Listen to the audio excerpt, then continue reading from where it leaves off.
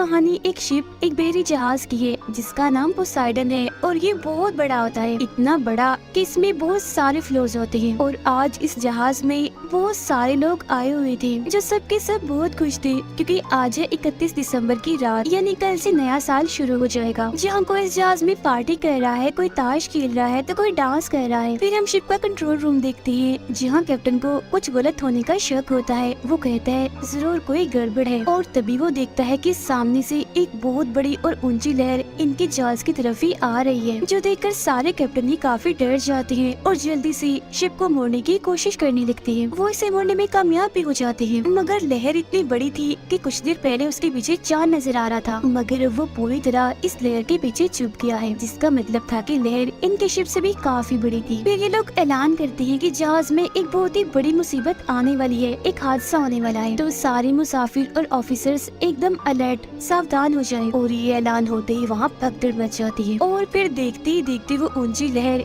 इनके जहाज से टकरा ही जाती है, जिसका प्रेशर इतना ज्यादा होता है कि पोसाइडन जो इतना बड़ा जहाज है पूरा का पूरा समंदर में उल्टा हो जाता है। मतलब कि जो ऊपर वाला हिस्सा था वो चला गया था नीचे, यानी कि वो जमीन बन गया था, और जो जमीन थी फर्श था वो आ गया था ऊपर। जैसे जहाज पलटता है तो जाहिर है चीजें वगैरह भी गिरती है, टूट-फूट होती है, जिसमें दबने से बहुत सारे लोग मारे जाते हैं। इसके अलावा इंजन रूम में भी एक काफी बड़ा धमाका हो जाता है, जिसकी वजह से वो सारे के सारे कैप्टन्स जो इस शिप को चला रहे थे उनकी भी मौत हो जाती है। अब शिप के हॉल में जहाँ सबसे ज्यादा लोग थे वहाँ एक ऑफिसर आके बताता है कि हमारे पास एक अच्छी खबर है और एक बुरी खबर है। बुरी खबर ये है कि हमारे जहाज से एक बहुत बड़ी सुनामी की लहर टकराई है, जिससे ये पूरी तरह पलट गया है, इसी वजह से यहाँ से कोई भी नहीं निकल सकता। और अच्छी खबर ये है कि हमारे ऑफिसर्स ने लहर के टकराने से कुछ मिनट्स पहले ही रेस्क्यू टीम जो सबको बुरे वक्त में बचाती है उन्हें इस बारे में खबर कर दी, तो वो लोग हेलीकॉप्टर्स लेकर जल्द यहाँ आने वाले हैं। तो इसीलिए सब बिल्कुल रिलैक्स शांत रहे, हम बहुत जल्द यहाँ से बच निकलेंगे। अब यही हम एक आदमी को देखते हैं जिसका नाम डेलन था। वो अपने सामने पड़े मरे हुए ऑफिसर के पास से जरूरी सामान निकाल रहा था, जिसके पास तब एक बच्चा आता है और पूछता है कि आप क्या कर रही हैं? जिस पर डेलन बताता है मैं दरअसल यहाँ से निकलने की तैयारी कर रहा हूँ। बच्चा कहता है मगर आप यहाँ से नहीं निकल सकते, अभी बताया तो गया है कि जहाज पूरा उल्टा हो चुका है। डेलन कहता है मगर यहाँ से निकलने का बेटक रास्ता है और वो है नीचे वाला रास्ता, जिसके लिए जाहिर है मुझे ऊपर की तरफ जाना होगा। फिर जैसे वो यहाँ से निकलने लगता है तो वो बच्चा अपनी मोम को यहाँ ले आता है, और क्योंकि डेलन उसकी मोम से पहले मिल चुका है तो वो उसे जानता है। उसकी मोम पूछती है डेलन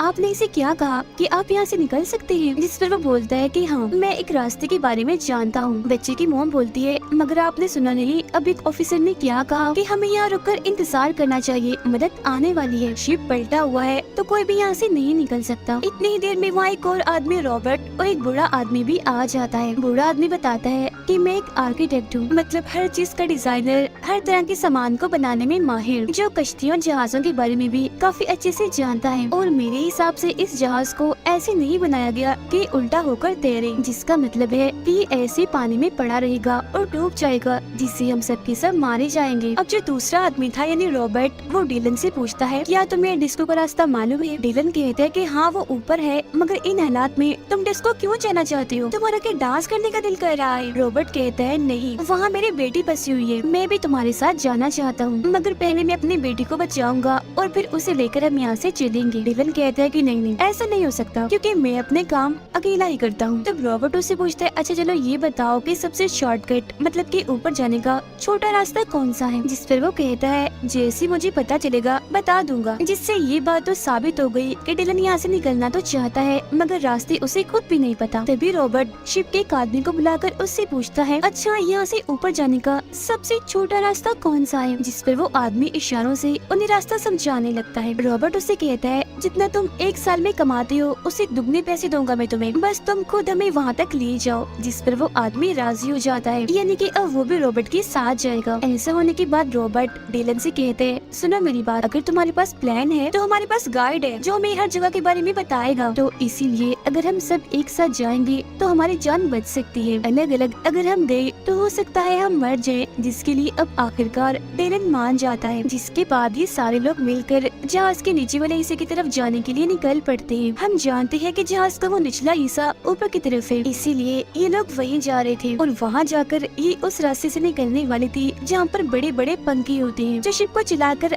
आगे की तरफ ले जाते हैं। फिर जब ये लोग उस हॉल से निकल रहे थे तो वहाँ के सारे दरवाजों को बंद कर दिया जाता है ताकि पानी अंदर न आ सके। हालांकि उधर पहले से काफी सारा पानी मौजूद था, मगर वहाँ के खिड़कियाँ दरवाजे इतने मजबूत थे कि मजीद और पानी अंदर नहीं आ सकता था। ये लोग लगातार आगे बढ़ रहे थे ताकि कैसे भी करके जहाज के नीचे वाले हिस्से में पहुंच जाए और यहाँ से निकल सके ताकि इनकी जान बच जाए। मगर थोड़ी सी आगे जाने के बाद इनका सारा रास्ता बंद हो जाता है क्योंकि आगे बहुत सारे लोगों की लाशें पड़ी होती है। जिसके बाद ये लिफ्ट का दरवाजा खोलते हैं। यहाँ से लिफ्ट काफी ऊपर होती है। फिर एक काफी बड़ी लोहे की पट्टी से ये सामने वाले दरवाजे की तरफ एक रास्ता बनाते हैं ताकि ये लोग उस दरवाजे को खोलकर यहाँ से निकल सके। मगर लाख कोशिश के बाद भी इनसे वो दरवाजा नहीं खुलता। पर तभी यहाँ जो ऊपर वाले फ्लोर की लिफ्ट होती है उसका दरवाजा खुल जाता है। तब जैसी तैसी लोग एक दूसरे की मदद करके उस रास्ते से निकल जाते हैं और उस लिफ्ट वाले रास्ते में आ जाते हैं। लेकिन अभी भी दो लोग पीछे ही थे, एक बूढ़ा आदमी और एक शिप वाला इनका गाइड। और जैसे ये लोग उस रास्ते के जरिए ऊपर चढ़ रहे थे तो इनके नीचे लोहे की पट्टी का वो रास्ता खिसक जाता है, गिर जाता है। जिसके बाद ये उस लिफ्ट वाले रास्ते के किनारे से लटक जाते हैं। ये हाथ पे नहीं छोड़ सकते क्योंकि नीचे काफी गहरी खाई है और अगर ये गिर गए तो सिर्फ मौत ही है। लेकिन यहाँ लटक कर मुसीबत कम नहीं हुई थी क्योंकि ऊपर जो लिफ्ट थी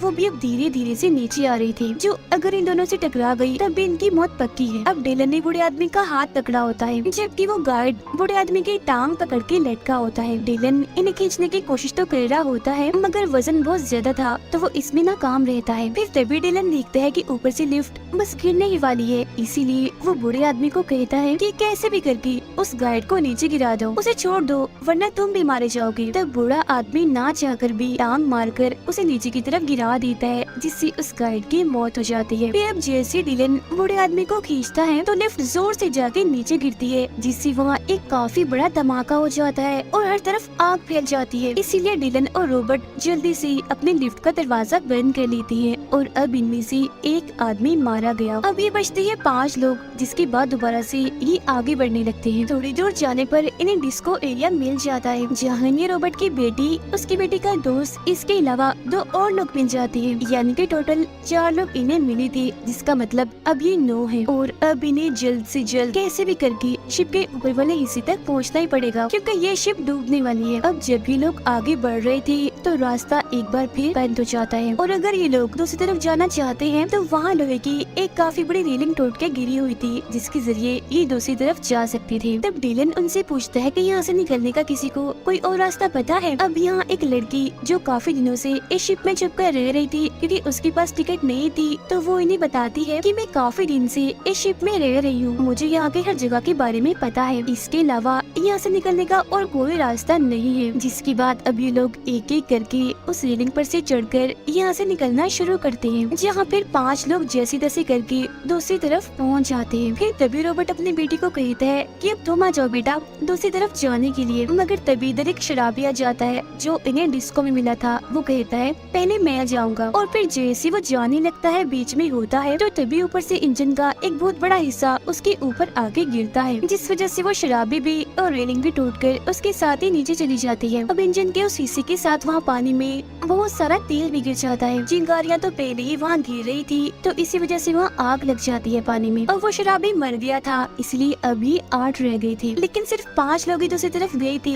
जहाँ इन्हें जाना था, जबकि रॉबर्ट, उसकी बेटी और डिलन अभी भी वहीं पीछे ही फंसे हुए थे। नीचे पानी में आग लगी हुई थी, कोई भी रास्ता नहीं था जिससे वो उस पार जा सके क्योंकि इंजन गिरने से रेलिंग भी टूट चुकी थी। तभी डिलन एक पाइप के साथ रस्सी बांधता है और पानी में घुस जाता है क्योंकि वो जानता है कि आग के नीचे पानी है जहाँ आग उसे छू भी नहीं सकती, इसीलिए वो नीचे ही तैरते हुए दूसरी तरफ पहुँच जाता है। वहाँ वो रस्सी का दूसरा सिरा पाइप के साथ बांध देता है जिससे लटक कर रॉबर्ट और उसकी बेटी भी इस तरफ आ जाते हैं, जिससे अभी 8 के 8 बज जाते हैं और दोबारा से ऊपर की तरफ जाने लगते हैं। अब डिलन को सब कुछ इसलिए भी पता था क्योंकि एक वक्त ऐसा था जब वो नेवी में काम करता था। अब हालांकि उसने नेवी छोड़ दी थी मगर शिप के बारे में अभी भी उसे काफी जानकारी थी। अब हॉल का सीन दिखाया जाता है जहाँ सारे लोग इस इंतजार में थे कि कोई मदद आएगी। वो सबके सब काफी घबराने लगते हैं क्योंकि पानी के प्रेशर से वहाँ के मजबूत शीशे भी टूट रहे थे और फिर जैसे शीशे टूटते देखते हैं एक प्रेशर के साथ बहुत सारा पानी अंदर आ जाता है, जिसमें वो सबके सब डूबकर मारे जाते हैं। वो बेचारे अपने आखिरी वक्त में चिल्लाने के अलावा और कुछ भी नहीं कर सकते थे। उनकी चीखें वो 8 लोग भी सुन लेते हैं और समझ जाते हैं कि बेचारे सब मारे गए। लेकिन इस वक्त जहाँ ये लोग थे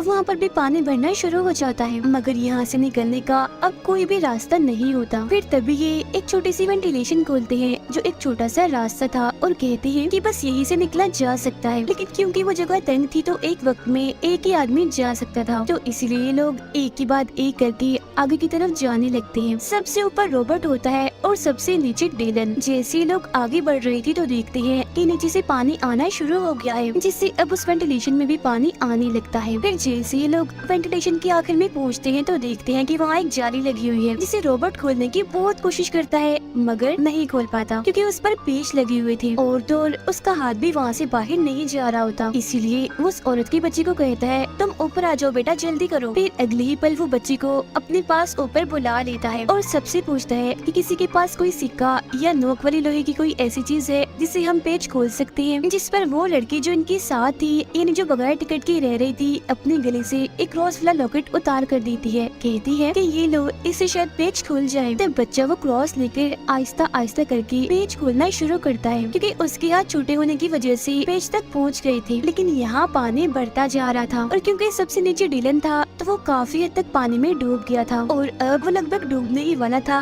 कि तभी कुछ किस्मती से जाली खुल जाती है, जिससे सारे जल्दी से एक एक करके बाहर आ जाते हैं। इस तरह से डिलन की जान भी बच जाती है और अब इन्हें सिर्फ 2 फ्लोर ही ऊपर जाना था, जिसके बाद इन सब की जान बच जाएगी। मगर जब ये लोग आगे जाते हैं तो एक टैंक में फंस जाते हैं। नीचे ये जा नहीं सकते क्योंकि वहाँ से पानी आ रहा होता है। आगे भी ये नहीं जा सकते थे क्योंकि यहाँ से निकलने का कोई रास्ता था ही नहीं सिवाय एक छोटे से रास्ते की, जो काफी मजबूती से बंद था क्योंकि ये एक टैंक का था। इसलिए तभी डिलन उन सबको समझाता है कि इस वक्त हम जहाँ खड़े हैं ये एक ऐसा टैंक है जहाँ शिप को बैलेंस में रखने के लिए पानी भरा जाता है और जब ये पूरी तरह पानी से भर जाता है तो ये छोटा सा रास्ता खुल जाता है, जिसके बाद सारा पानी उस दूसरे टैंक में चला जाता है। और अब अगर हमें यहाँ से निकलना है तो हमें अपने इस वाले टैंक को भरना होगा ताकि जब ये पूरा भर जाए तो दरवाजा खुलने के बाद पानी दूसरे टैंक में चला जाए। ऐसा होने से हम बच सकते हैं। जो सुनकर रॉबर्ट की बेटी काफी घबरा जाती है। कहती है कि अगर पानी भरने के बाद भी दरवाजा ना खुला और इस बीच हमारी सांस टूट गई फिर क्या होगा? जिस पर डिलन गुस्से में और घबराहट के आलम में जवाब देता है कि पता नहीं, मगर इसके अलावा हमारे पास और कोई रास्ता नहीं है। तो अब यहाँ रॉबर्ट और डिलन ये फैसला करते हैं कि वो अपने इस टैंक में पानी भरेंगे, जिसके बाद धीरे धीरे वो इसमें पानी भरना शुरू करते हैं। अब देखते ही देखते टैंक पूरा पानी से भर जाता है, मगर अभी भी दरवाजा नहीं खुलता, जिस वजह से ये सारे लोग काफी मायूस हो जाते हैं। लेकिन फिर अगले ही पल